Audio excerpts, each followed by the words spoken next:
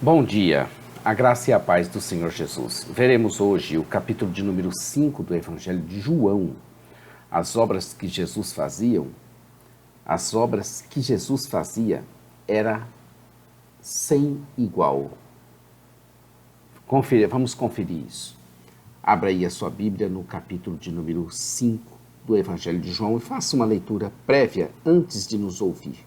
Eu sou o pastor Daniel Deusdete, da Igreja Os Semeadores. Estaremos agora fazendo essa reflexão, como temos feito desde de Gênesis 1, e iremos até Apocalipse, até o último capítulo de Apocalipse. Todos os dias aqui com um vídeo novo, de um capítulo novo da Bíblia. Inscreva-se no nosso canal, clica no sininho à sua direita, para você poder nos acompanhar e ver todas as novidades que temos. Em breve, depois desse projeto, que nós estamos em fase de conclusão, provavelmente dia 23 de julho de 2019, nós começaremos a Bíblia em forma de infográficos. Para um capítulo da Bíblia, um ou mais infográficos. Então nós estamos vendo o Evangelho de João, que é o quarto livro do Novo Testamento. Embora nós tenhamos pregado que a autoria seja de João, os 4 evangelhos foram escritos de forma anônima. O propósito do Evangelho de João está explicitado no próprio livro de João, no capítulo 20, no verso 31. Ou seja, que estes, porém, foram registrados, estes fatos relacionados a Jesus, foram registrados para que 2 coisas: creais que Jesus é o Cristo, o Filho de Deus, e para que, crendo, tenhais vida em seu nome. Então vamos, o Evangelho de João é o livro escrito por João para, em outras palavras, apresentar a vida de Jesus, de tal modo que os incrédulos possam ir a ele pela fé e os cristãos possam desenvolver sua fé em Cristo como Messias, o Filho de Deus que desceu do céu. Assim, o testemunhar de Jesus Cristo é o tema central deste evangelho, tanto por parte de um homem especial, como foi João Batista, tanto da parte do Pai, do Espírito Santo e de seus discípulos e de fiéis em toda parte do mundo. Nós estamos no capítulo número 5, Jesus e as festas. Jesus gostava de festas e o povo judeu é um povo bastante festeiro, que promove festas, principalmente festas religiosas orientadas pelo próprio Senhor. Na festa, Jesus realiza outro prodígio, e dessa vez ele cura um homem paralítico há 38 anos.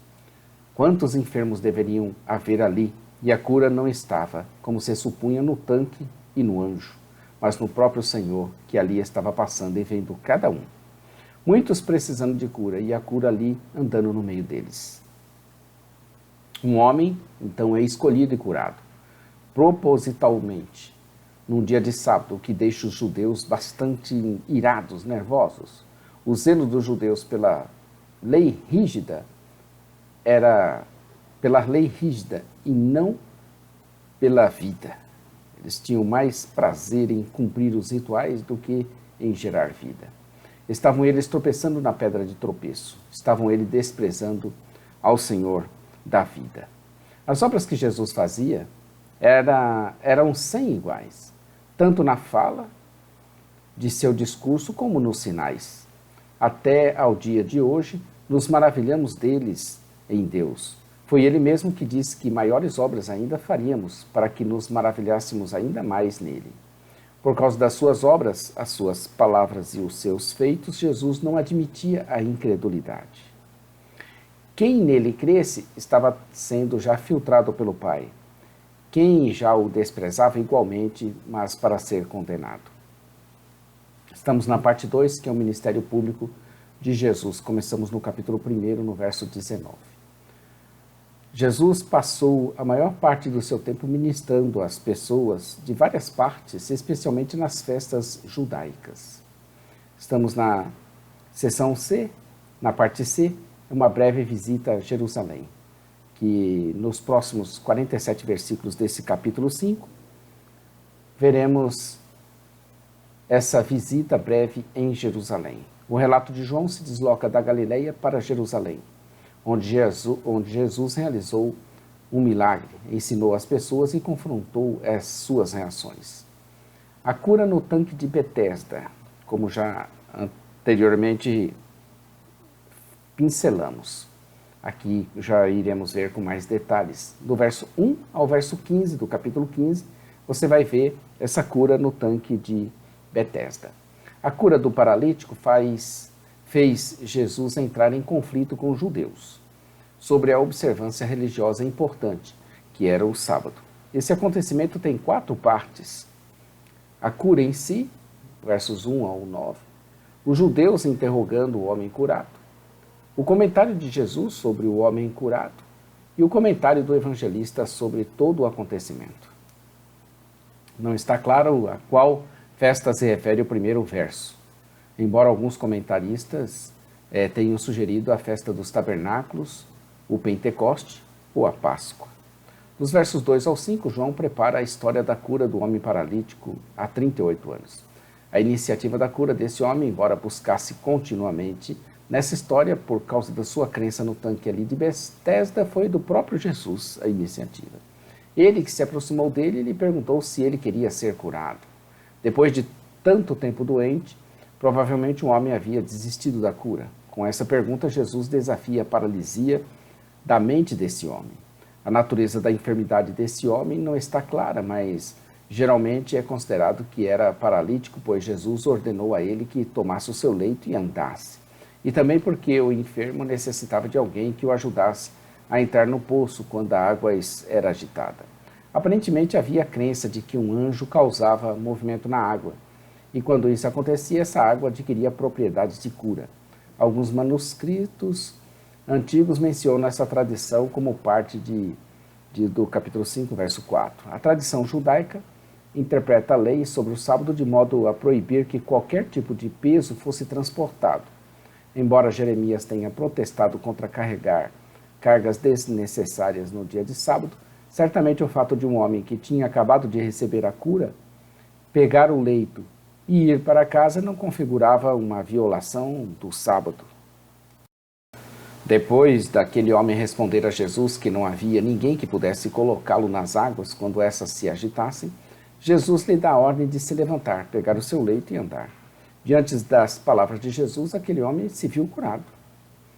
Não está especificado claramente se o homem precisou ter fé em Jesus, como foi o caso em muitos outros milagres de Cristo. Algo fantástico tinha acontecido ali, justamente no sábado, e aquele homem obedeceu ao Senhor. Os judeus, logo vendo ele carregar a sua cama, o censuraram, dizendo que não era lícito ele carregar o seu leito naquele dia. Uma interpretação desnecessária que desconsiderava o propósito divino para o dia do sábado. A cegueira era tanta que viam a violação do sábado, mas não viam o milagre que acabava de acontecer. É muita cegueira. Foram capazes de identificar uma violação, mas não foram capazes de identificar que aquele homem era paralítico e agora andava. O homem curado nem sabia quem era aquele que o tinha curado. Mas, mais tarde, Jesus o encontrou e o advertiu para lhe avisar que a cura tinha acontecido, mas que era necessário vigiar para não suceder a ele coisa pior. Não é dito que exatamente que coisa pior é essa. O homem não havia ficado necessariamente enfermo por causa de algum pecado específico, embora o pecado possa, às vezes, levar Deus a fazer julgamento físico e temporal. Muitas doenças não estão relacionadas a pecados específicos.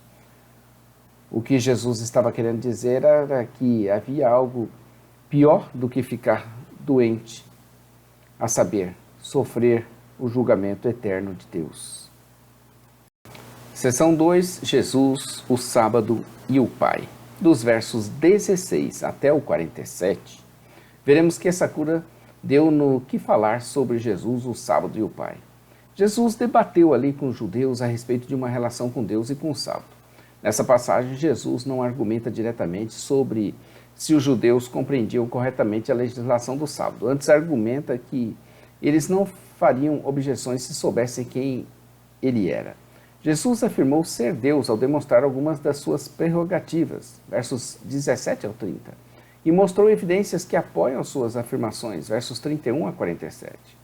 Jesus apelou para o exemplo de Deus para defender as suas obras de misericórdia no sábado, dizendo que ele trabalhava até agora e ele também trabalhava.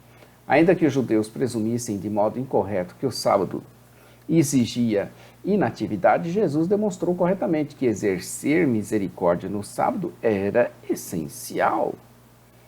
Essa frase, porque não somente violava o sábado, verso 18, não expressa a concordância de João com a opinião dos judeus de que Jesus estava violando o sábado. Pelo contrário, fala da razão, ainda que inválida, pela qual eles queriam matá-lo.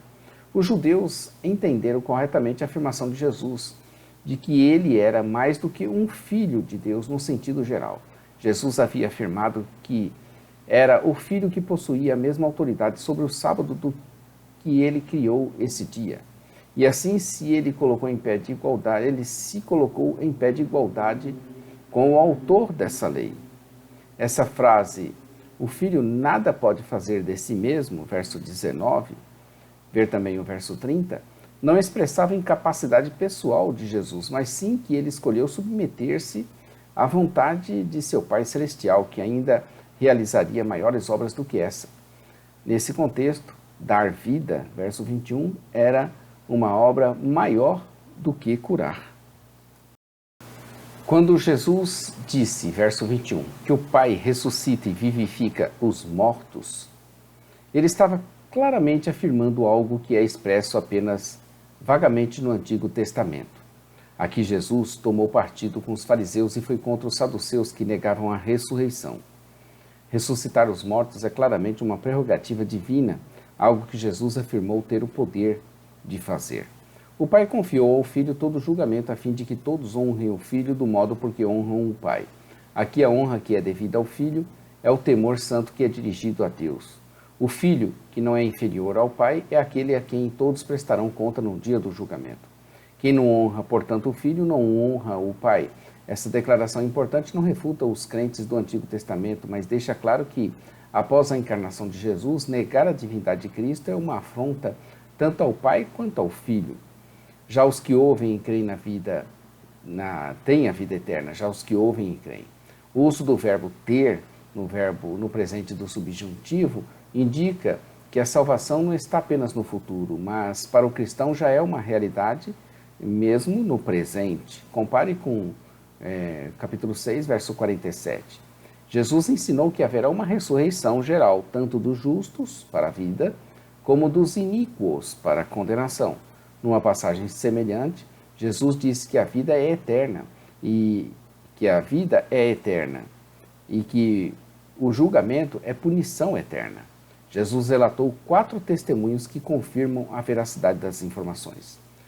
O testemunho de João Batista, que é o testemunho dos homens, suas próprias obras, que é testemunho do Espírito Santo,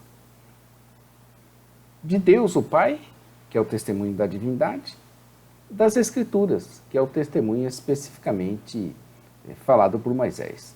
Se Jesus testificasse de si mesmo, seu testemunho não seria verdadeiro. De acordo com a lei mosaica, havia necessidade de mais de uma testemunha para provar a veracidade de um testemunho.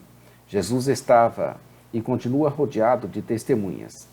Ele afirma nos versos 37 e 38 qual a razão, porque eles não criam naquele que o enviou. Eles nunca ouviram sua voz.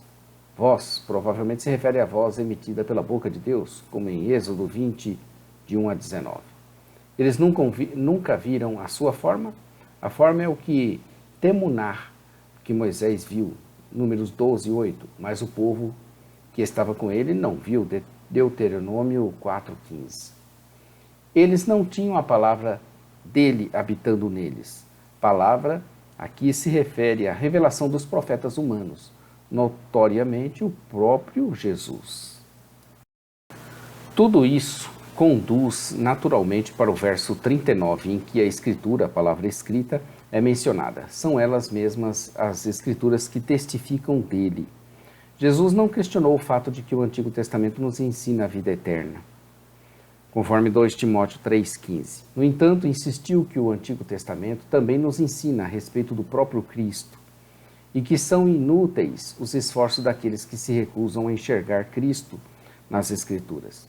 Jesus chega ao ponto de falar que eles estudavam as Escrituras em suas minúcias, mas deixavam o principal, que era ele, o tema central delas, deixavam passar. Como poderiam crer dessa maneira, rejeitando ao Senhor? A conclusão do Senhor era que eles mesmos não queriam ir a ele para terem vida. Jesus não aceitava a glória dos homens. Eles, ao contrário, supervalorizavam. Jesus os conhecia e sabia que neles não havia o amor de Deus, e ele profetiza sobre a vinda de outro Messias, o falso, mas que seria recebido no lugar dele, para a ruína deles mesmos, versos de número 43. No entanto, não seria ele, o Senhor, que os acusaria, mas Moisés, em quem confiavam de forma errada. Jesus argumentou que Moisés os acusaria por não terem crido em Cristo. No verso 46, Jesus afirma que se eles crescem em Moisés, teriam crido nele também. Com isso, Jesus demonstrou que aqueles que afirmavam crer em Moisés, mas que rejeitavam a Cristo, de fato não criam em nenhum dos dois. Observe que Jesus não citou nenhuma passagem de Moisés, nem mesmo Deuteronômio 18:15, mas se referiu apenas ao que ele, Moisés, escreveu, de modo geral. Isso se parece com o ensinamento pós-ressurreição de Jesus, quando instruiu os seus discípulos no caminho de Emaús e a procrastinação apostólica. Se não criam no que ele escreveu, como creriam no que ele dizia? Verso 47. Capítulo 5, verso 1 diz: passadas essas coisas, havia uma festa dos judeus, e Jesus subiu para Jerusalém. Esse é o verso 1 do capítulo 5, que tem 47 versículos. E o verso 47 diz: se, porém, não crerdes nos seus escritos, como crereis nas minhas palavras? Fica claro nas palavras de Jesus que o exame das Escrituras deve ser feito buscando a sua pessoa. Toda ela foi escrita para demonstrar ao homem a linhagem messiânica da semente da mulher que culmina no segundo Adão. Amanhã estaremos aqui com o capítulo de número 6. Se somente Jesus tem as palavras da vida eterna, para onde iremos nós? Amanhã veremos isso no capítulo de número 6 do Evangelho de João. Inscrevam-se no nosso canal, cliquem no sininho para fazer acompanhamento. Todos os dias estamos aí com um vídeo novo da Palavra de Deus. Dê o seu joinha aí se gostou, o seu like. Não esqueça de dar o seu ok aí, seu joinha. Também a parte escrita dessa narrativa se encontra no jamaisdesista.com.br. A nossa loja virtual, ossemeadores.com.br, e nosso programa de rádio, radio.ossemeadores.com. A todos um bom dia, fiquem com Deus e até amanhã. Maranata, ora, ora, vem, Senhor Jesus. Deus te abençoe, querido.